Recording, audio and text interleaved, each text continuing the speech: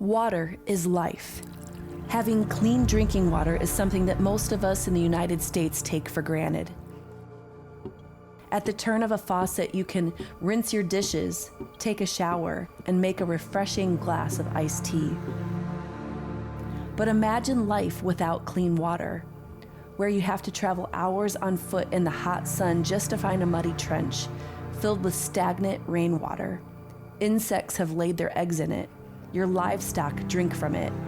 It is diseased with animal feces and urine, but it's the best you got to bring home to your children and family. Water determines quality of life. Water is essential. Water is life.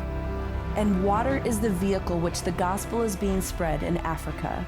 Over the next few years, Speed the Light has made the commitment to spread the gospel through unconventional means. We are bringing physical water along with the living water of Jesus Christ to completely transform these desperate villages in Africa. Your Speed the Light money will make it possible for World Serve to strategically dig wells just like this one next to churches. These churches then become powerful oasis centers in which water provides sanitation, restores dignity, and changes lives for all eternity. Will you help? Speed the Light is calling you, along with thousands of students across America, to end the water crisis in Africa once and for all, bringing the gospel to the most remote places so that every person may find life in Jesus Christ. Hi, I'm Christian. I'm Ishan. I'm Jonathan. And I'm Austin. And we are the Right for Living Water. We longboarded 100 miles for World Serve International and Speed the Light. Our goal was to raise $3,000 and we surpassed that. The $3,000 will go to World Serve to make water oases in East Africa. We decided to come up with the idea of longboarding by longboarding one day and talking about how other people were donating and doing crazy things to donate money. So we decided that God was calling us to do something to raise a certain amount of money. So the day we came up with the idea, we didn't get to it right away. We had a long discussion process. Many ideas were thrown out there. First one being 24 hours longboarding. And then we jumped around 24 hours to 12 hours longboarding to maybe 50 miles in a day or 100 miles in a day. And it came down to deciding between 12 hours and 100 miles, and we thought the 100 miles was going to be more difficult. So ultimately that's the one that we decided on. We had to discuss what our goal would be, and there was some discussion about whether it should be 2,000, 1,000, or like 1,500, but we did ultimately decide that we should aim for 3K, and we simply believe that God would help us get to that point. And as of right now, we have raised over $3,000. At the beginning of the year, I felt like I wanted to be used by God to raise money and not just watch everyone else raise money like I always do. I wanted to be a part of something. So I was asking God, begging God, I was like, God, just use me.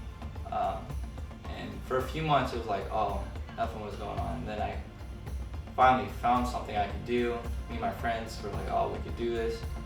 So going into this project, we had a lot of uncertainties. We did have basically everything planned out, but everything was subject to change, and a lot of things, if not most things, did change besides the 100 miles.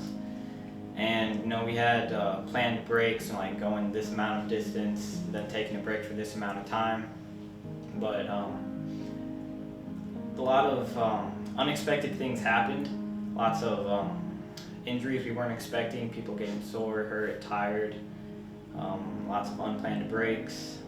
Took us about 10 hours on the first day, and with all that time, a lot of stress built up, a lot of started affecting us mentally and even emotionally at some points.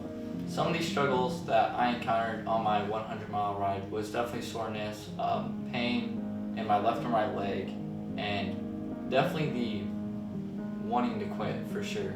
I won't lie. I definitely thought that 100 miles would be easier, I guess. Like, I definitely knew there would be some challenge, but I wasn't expecting too much. But definitely, your legs definitely start getting tired. It starts to get harder to push. I know that some of the difficulties I faced personally was the last 10 miles I was under a time constraint, and I had to finish in under an hour, go from Rock Island all the way to East Moline. My legs were definitely giving out because I had to be a little bit faster than our regular pace was. But we just had to keep pushing. Although it was rough, we knew that what we were doing was right. We had to finish it. We had to finish the 100 miles. If someone, like another student out there wants, if they feel that they're being called to do something similar to what we've done, I encourage you, please pursue that. Find something you're passionate about, something you really enjoy doing, and try to pray about it and try to turn it into something much bigger than just your fun pastime hobby. I definitely say take your talent and put it to your advantage. God's given you a set of talents, and He wants you to use those talents. So going off of what Christian had said, you need to find something that you love, yes, but you obviously need to make it challenging. And while you are doing this challenging thing, you need to remember why you're doing it. You need to have a heart that wants to give unconditionally, no matter what the costs are. There was a Bible verse that has inspired me and that anyone could use in order to give them confidence that they can also use their talents to raise money. Ephesians 2:10. For we are God's masterpiece. He has created us anew in Christ Jesus, so that way we can do the good things He planned for us long ago. And yeah, that goes for everyone. Since you are anew in Christ Jesus, you have the talents to do something.